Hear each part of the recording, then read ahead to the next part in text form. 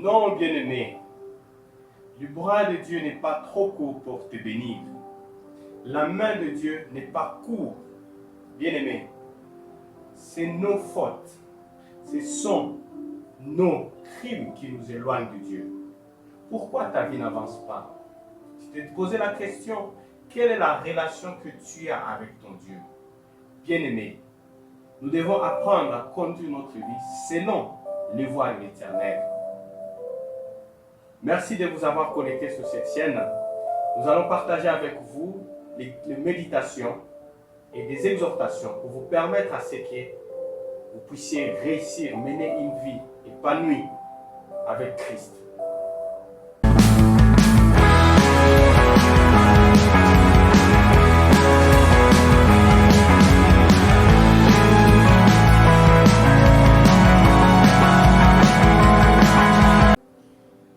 Bienvenue mon frère, bienvenue ma soeur. Merci de vous avoir connecté sur cette chaîne. Si vous êtes la première fois, je vous invite à vous abonner ou à nous laisser des commentaires. Nous serons contents de vous entendre. Nous serons contents d'avoir de vos nouvelles également. Je réponds au nom de Benjamin Nyangue. Je suis un chrétien comme vous qui apprend à marcher avec Dieu, qui appréhende aussi des hauts et des bas dans la vie. Sur cette chaîne, nous partageons des expériences, des parcours, mais aussi des exhortations pour conduire les chrétiens à vivre une vie épanouie avec Christ et à pouvoir manifester la gloire de Dieu qui nous a été donnée en Jésus-Christ. Bien-aimé, pourquoi ta vie n'avance pas? La première chose que tu dois te poser, quelle est ta relation avec Dieu? Car Dieu, il nous a tout donné, mais il veut que nous puissions marcher dans la sanctification. Ça, c'est la première clé. Comme nous dit dans Ésaïe 53, non, le bras de l'Éternel n'est pas court, ni son oreille trop dure pour entendre. Mais ce sont vos fautes qui mettent la séparation entre vous et Dieu. Ce sont vos péchés qui vous cachent sa face et l'empêchent de vous écouter. Bien-aimés, nos péchés, nos fautes, nos quotidiens, bien-aimés, ce sont ceux qui mettent la séparation entre nous et Dieu. Car Dieu ne peut pas régner là où il y a le péché. Dieu ne peut pas régner là où sa gloire n'est pas manifeste, bien-aimé. Et la parole de Dieu nous dit que celui qui croit qu'il n'a point péché, il se trompe lui-même. C'est ce que nous dit 1 Jean 1,10. Nous dit, si nous disons que nous n'avons point péché, nous nous séduisons par nous-mêmes. Et la vérité n'est point en nous. Bien-aimés, nous tous, nous sommes pécheurs. Nous tous, nous commettons du mal. Par la parole, par les pensées. Bien-aimés, nous devons nous repentir devant Dieu afin de voir ta gloire. Et ta vie ne peut pas avancer, bien-aimé, tant que tu ne marches pas dans la sanctification avec Christ. Bien-aimé, car le salaire du péché, c'est la mort. Nous dit Romains 6, 23. En effet, le salaire du péché, c'est la mort. Mais les dons gratuits de Dieu, c'est la vie éternelle en Jésus-Christ notre Sauveur. Bien-aimés, nous avons la grâce que Jésus est notre Sauveur, que Jésus t'aime, que Jésus a accepté de donner sa vie pour que tu ne sois plus péché, pour que tes péchés soient pardonnés. Car il dit que tes péchés te sont pardonnés lorsque tu te soumets à lui. Bien-aimé, la première clé pour pouvoir réussir dans la vie, c'est la sanctification et la repentance. Bien-aimé, si tu es enfant de Dieu et que la grâce de Dieu est sur toi, tu dois passer par là. Tu dois certainement te repentir. Sinon, tu ne sauras pas vivre l'épanouissement dans la vie. Bien-aimé, ta vie sera toujours en galère, sera toujours réclamée. Parce que la grâce de Dieu n'est pas là. Et le diable qui réclame ta vie, il a le plein pouvoir.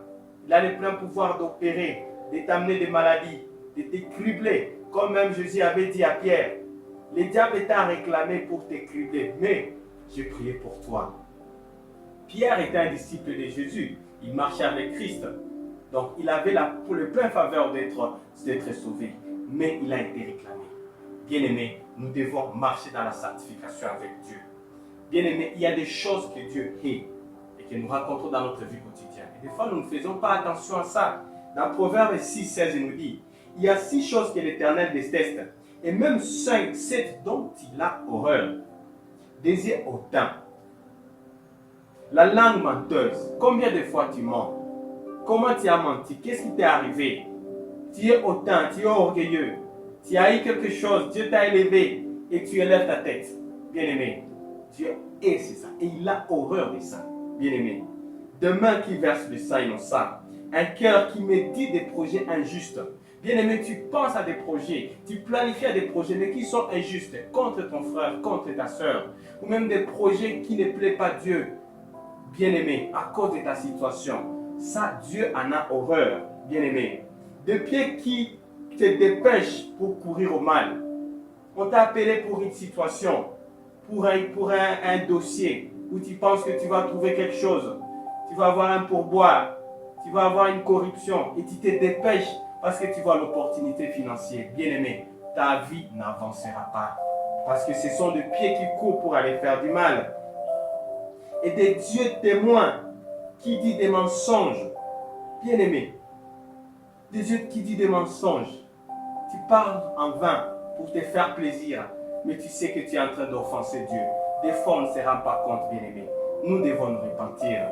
Mais il dit aussi que et celui qui provoque des conflits entre les frères, tu vois la sœur, tu déparles, tu crées des histoires pour provoquer des conflits entre deux personnes, des conflits en couple, des conflits bien-aimés. Tu as entendu parler des nouvelles, tu as entendu critiquer un foyer, tu as entendu critiquer ta mamie, et tu vas transmettre, tu transgresses même, tu changes même de message pour plaire à lui, bien-aimé.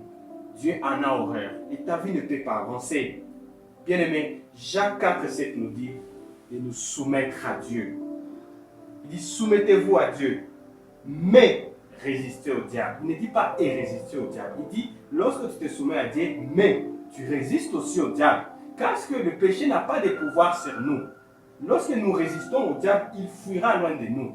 Mais lorsque tu laisses ces petits péchés que tu cajoles, que tu dis, oh ça c'est mon petit péché, je ne peux pas m'abandonner. Bien-aimé, comment veux-tu que ta vie change? Comment veux-tu bénéficier de la grâce de Dieu? Bien-aimé, répands-toi aujourd'hui. La grâce de Dieu, c'est que nous avons encore le temps, nous avons encore le souffle de vie. Et lorsque tu as le souffle de vie, bien-aimé, tu as encore la grâce et encore là.